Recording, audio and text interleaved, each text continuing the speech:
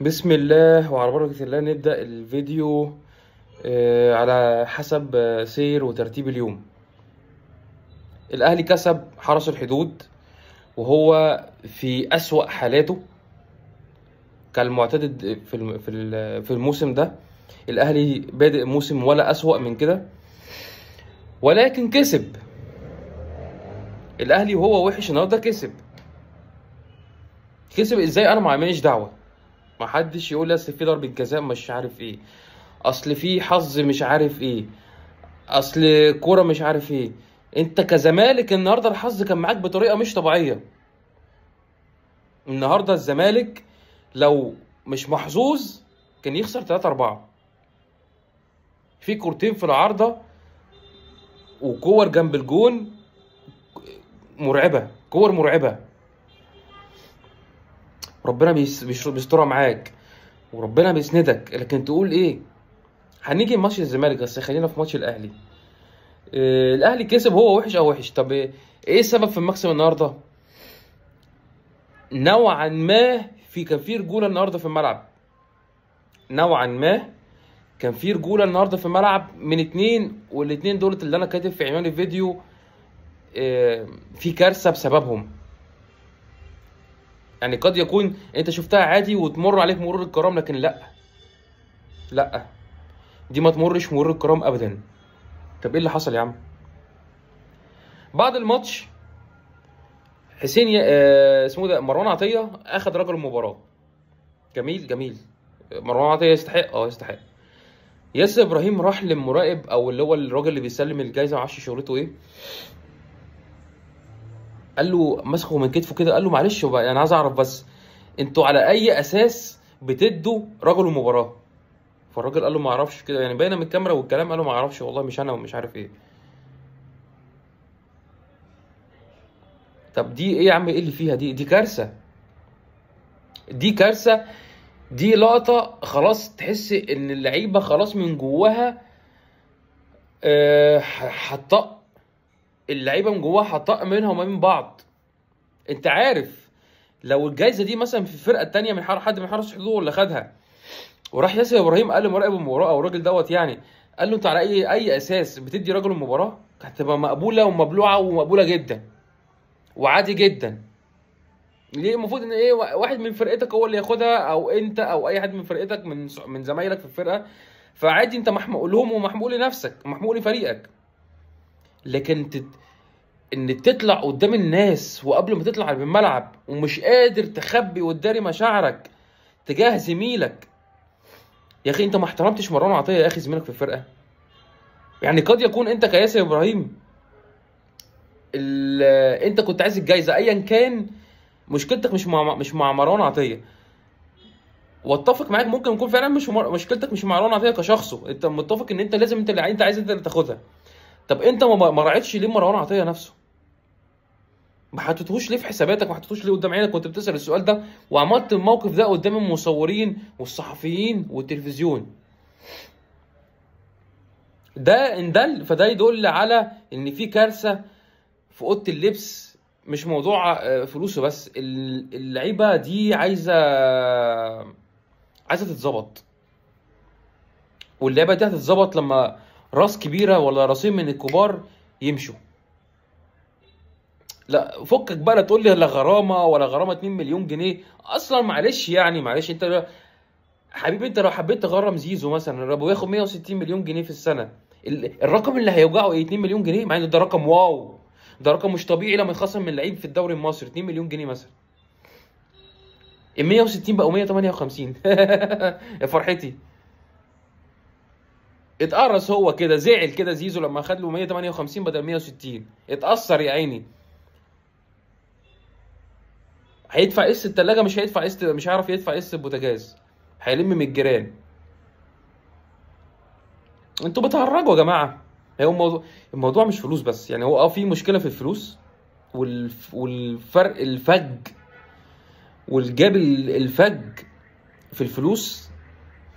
لكن اللعيب وممكن وارد هو ده اللي ولد الكره كده، ولد ولد عدم السلكان كده. يا اخي ده انت اكتمها في نفسك يا اخي واطلع يا اخي. ده زميلك اللي خدها وحد تاني من الفرقه التانيه اللي خدها. انا اسف، دي قله ادب. دي مش موضوع يعني تحليل بقى وكوره وانا استحق وهو يستحقش وانا اللي استحق وبتاع. دي عدت المرحله دي. دي اتكلم فيها بينك وبين زمايلك في اوضه اللبس، في وانت بتتمشى في التتش، انما مش قدام التلفزيون قدام الناس. دي قله ادب. على اي حال خلصت المباراه وكسب الاهلي 3-2. طيب الاهلي كان بناء على كده الاهلي هيعمل ايه في القمه؟ اقدر اقول لك ولا ليها علاقه بالقمه لا من قريب ولا من بعيد. بل بالعكس، ممكن الاهلي يبقى بدايته السنه دي هي ماتش القمه. الاهلي ممكن بدايته السنه دي تبقى ماتش القمه.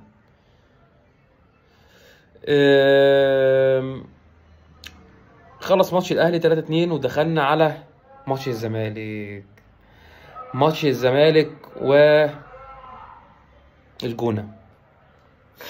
كنت متخوف وحاطط قلبي على ايدي ان الزمالك يخسر او يتعادل، وقد كان وحصل. طب الزمالك يتعادل ليه؟ هل الزمالك كان وحش؟ بص يا سيدي، الزمالك بدأ الماتش حماس، قوة، سرعة رتم، تحكم في الكورة، استحواذ، تسييق للعيبة الجونة من اليمين الشمال، وجاب جون. كمل وكمل تاني وتالت وما ملش وما رجعش لورا وما وقفش تحت الكورة، فضل كابس على الجونة ان هو يجيب التاني. الجونة تجيب الكورة في العارضة، فربنا يسترها فتكمل الا اذا ان تدخل فريرة وخرب الدنيا. يعني انت يا تبدأ حلو وتخرب الدنيا في الاخر، يا تبدأ زي الخرا وتبتدي تعدل نفسك ويكون الماتش عدى. زي جوميز بالظبط، ما نعرفش الجمهور كان بيحب جوميز عليه اقسم بالله علشان عمل ماتشين قدام الاهلي كويسين. ما علينا. عمل ايه بقى سفريرة؟ يعني الفرقه كانت ماشيه بروح وبرجوله، واللعيبه كانت بتموت نفسها، وكان في طاقه، وكان في لعب ايجابي ولعب ناحيه الجون ولعب مباشر. نزل اللعيبه اللي مؤاخذه كلها. عمر جابر باين لما نزل ان هو خايف يكون هو لسه ما خفش 100% ومركز في ماتش الاهلي. شيكو بانزا يعني الواد ده حاجه من اتنين ومالهمش تالت. محدش يحط لي احتمال تالت. يا تديله فلوسه اول كل شهر بغض النظر عن الفرقه، وطبعا ده ما ينفعش يحصل، واللي انا بقوله ده ظلم. يا تمشيه في يناير. اسمع مني بقى، ان الواد دوت من نوعيه اللعيبه اللي ما بتستحملش، واحنا عندنا الزمالك يعني ما شاء الله اللعيبه لازم يكون بيستحمل اكتر من جمل. شابوه للعيبه الرجاله من اول الموسم لغايه دلوقتي. برافو اللعيبه الرجاله الابطال اللي لعبوا من اول الموسم لغايه دلوقتي. مفيش فلوس، مفيش مستحقات، بيتمرنوا كويس، بيلعبوا كويس، في ضغط، في تنفيذ تعليمات، في التزام دفاعي والتزام تكتيكي والتزام هجومي، التزام فني بشكل عام، في جديه، في رجوله، مع ان مقابل مفيش ولا مليم. اللعبه دي انا مش عايز حد من الجمهور يتكلم معاهم نص كلمه، ولا هم ولا فريرة. الجمهور محدش يكلم اللعبه دي ولا يهاجمها ولا يهاوب ناحيتها بنص كلمه، لا هم ولا فريرة على اللي هم فيه مقارنه بالفرق التانيه. الفرق التانيه على اقل فرقه لو مثلا عدى 3 شهور من الموسم او شهرين، وغير مقدم التعاقد، كل واحد مثلا واخد مقدم تعاقد وشهر. لعيبه الزمالك مفيش خالص، لا مقدم تعاقد ولا شهر ولا 2 ولا اي حاجه، يا دوبك ممكن يكونوا خدوا ماتش ولا 2 مكافآت الفوز اللي هو ايه، كل واحد 6000 جنيه او 10000 جنيه. يعني بالميت اداره الزمالك دفعت لها بالكتير، قصدي بالميت بالكتير دفعت لها 200000 جنيه لغايه دلوقتي على اللعيبه كلها، اللي هي ما تجيش قسط لعيب واحد، مرتب شهر لعيب واحد. فيعني برافو لعيبه الزمالك. حصل نوعا ما من فقدان التركيز وانا هموت واعرف دونجا اتصاب فين، احمد ربيع. الولد خف وبقاله كتير كويس ونزل تدريبات جماعيه، ما تاخده تحط امه على الاحتياطي، على الدكه في الاحتياطي، عشان لو حصل في الامور امور يا سيدي هو بلاش دونجا يتصاب. افرض انت عايز تريح دونجا لماتش الاهلي عشان يبقى بكامل عافيته وقوته ويعمل استشفاء بسرعه. فين احمد ربيع؟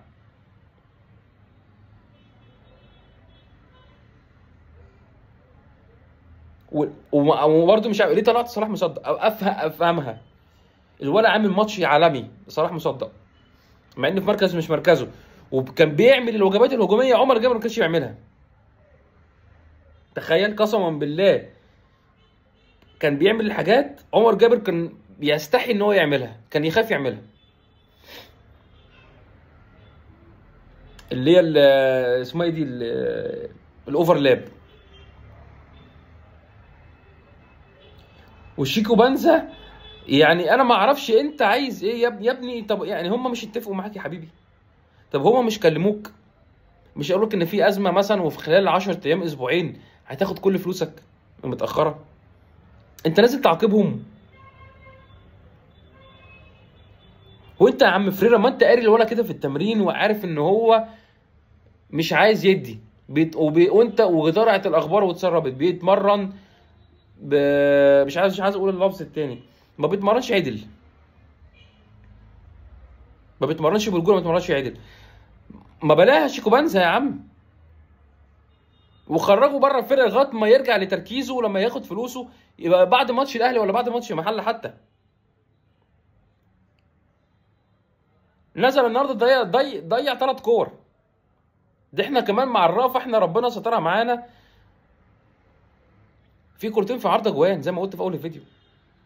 يعني الماتش ده يخلص 4-2 للجونه، ولا 4-1 3-1 للجونه، ولا 4-1 للجونه.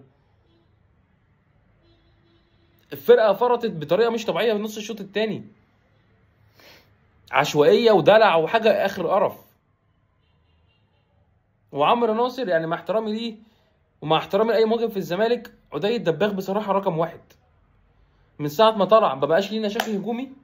ودونجا من ساعه ما اتصاب وطلع الثغره بانت في ثانيه في كوره. على اي حال هارد لك لنادي الزمالك النهارده. ماتش الاهلي والزمالك اللي جاي نتيجته والاهم من النتيجه اللي هيحصل جوه الماتش هو هيبين فريرة ده مدرب كبير، كوتش جامد. عشان خلاص مش هكون بقى حجه، مفيش حجه. انت النهارده مثلا ممكن يكون انت نفسك تركيزك راح لماتش الاهلي بدليل التغييرات اللي انت عملتها اللي غريبه. مفيش حجه خلاص. انت بقى في الماتش نفسه اهو هيبان بقى هيكون بكامل تركيزك. هيكون بزيرة رجع، عمر جابر رجع، بنتايج رجع، الونش رجع، ناصر ماهر وعبد الله سعيد موجودين، ودونجا. شيكو بنزا بقى موجود مع ادم قايد. فرقتك هتبقى كامله. عايز اشوف كوتش على الخط، عايز اشوف مدرب على الخط، لان الماتش دوت مهما كانت النتيجه بالنسبه لي مش فارقه النتيجه قد ما فارق انت هتعمل ايه في الماتش، هتتصرف ازاي في الماتش. ممكن تخسر انت كمدرب، ممكن تخسر الماتش، لكن الكاتشانه بتاعت الماتش تقول لي ان انت مدرب وده ماتش ب3 نقط وعدى. ده ماتش ب3 نقط وعدى، لكن اللي جاي بتاعي. لكن انت ممكن تكسب وتكسب 1-0 بالصدفه، واللي جاي دي مش بتاعي وهيتحط عليك.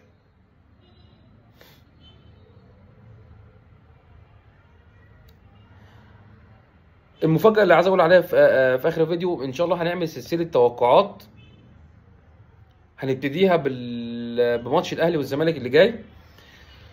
اللي هيتوقع نتيجه المباراه مظبوط، يعني سواء فوز الزمالك او الاهلي او تعادل، بس بيقول لي بالارقام، يعني مثلا 1-0 2-1 2-2 0-0 1-3-1، ايا كان النتيجه تقول لي بالرقم ومين اللي هيفوز. واول ماتش هنبتديه ب 100 جنيه، هحولها لك على انستا باي او فودافون كاش او ايا كان الطريقه اللي هحولها لك بيها، والله ما بهزر، دي هتحصل وحقيقي مش كلام وخلاص. هحول لصاحب التوقع الصحيح 100 جنيه، عشان ده ماتش، طبعا ماتش قمه، طبعا هو مبلغ رمزي مش مقامكم، بس يعني ايه، حاجه كده ايه بنحاول نعملها يعني. بس بشرط تشترك في القناه وتكتب تعليقك في الفيديو ده، التعليقات مفتوحه وكل حاجه تمام، بشرط تكون مشترك في القناه، مش واحد بيتفرج من بره وخلاص، لا تشترك في القناه وتكتب تعليقك في الماتش ده، في الفيديو ده، وهتلاقي بعد الماتش رساله على تليفونك، وهقول اسمك في الفيديو اللي بعديه، فيديو تحليل الاهلي والزمالك اللي جاي، هقول اسمك وهقول لصاحب التوقع الصحيح، وهنقول له مبروك في الفيديو ان شاء الله. هنا نكون وصلنا لنهايه الفيديو، واتمنى تكون القناه عجباكم، واتمنى دعمكم واشتراككم في القناه. السلام عليكم.